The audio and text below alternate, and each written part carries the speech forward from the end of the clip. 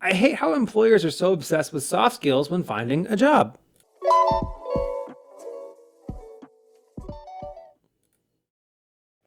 Go on to say, I lost the whole thing.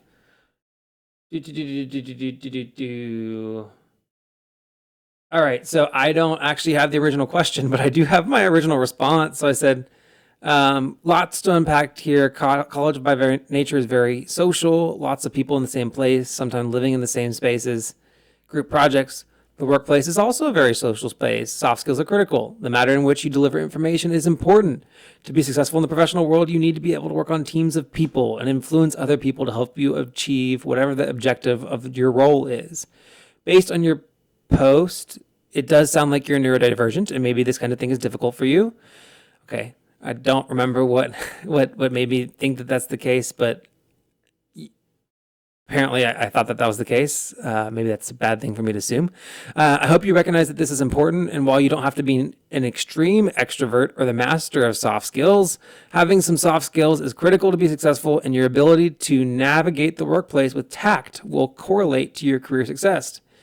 If you're not in therapy, I suggest considering therapy to work through your aversion to developing soft skills, and your therapist may be able to refer you to other programs where you can develop your soft skills.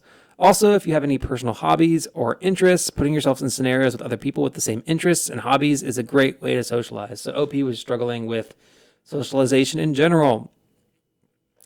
And I went on to say, OP, I realize you were venting, but I hope my comment is helpful and wish you the best of luck in your career.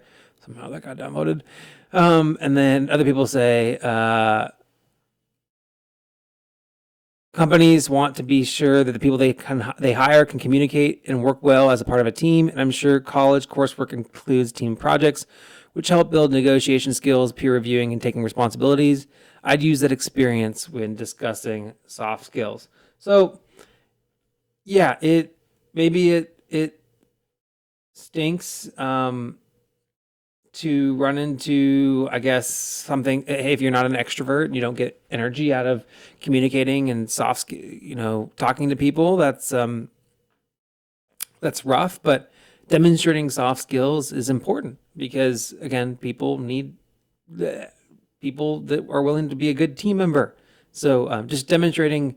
The big thing I think that you can talk about in the interviews, if people are hitting on soft skills, is just talk about sometimes that you've worked really well as a part of a team in one of your school projects, or maybe one of your personal hobbies, something that you were working on with your friends. Maybe you were playing a board game or like doing like a canoeing or something fun like that. And like, hey, we were canoeing and we did this together, and that was a good time especially if you're early in your career, you can come with like a example like that. Once you get into your career, then you can talk about the dynamics that you've managed within your career environment. But yeah, soft skills are important. I'm sorry that it's an extrovert's world in many ways, but not all extroverts are good at soft skills, by the way.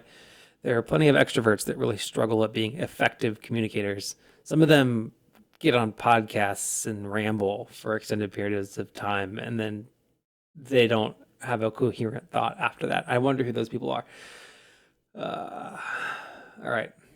I'm miscommunicating. I just made a pilot, then they threw me on the stations. Now I'm not complaining. My thoughts get complicated. I cannot explain in lameness. Never losing focus because I ain't chasing payments. Still playing in the basement while I'm working on arrangements. They heard the kid in 50 countries. Thank God that's amazing. But I'd rather thank Spotify. They put me on the station.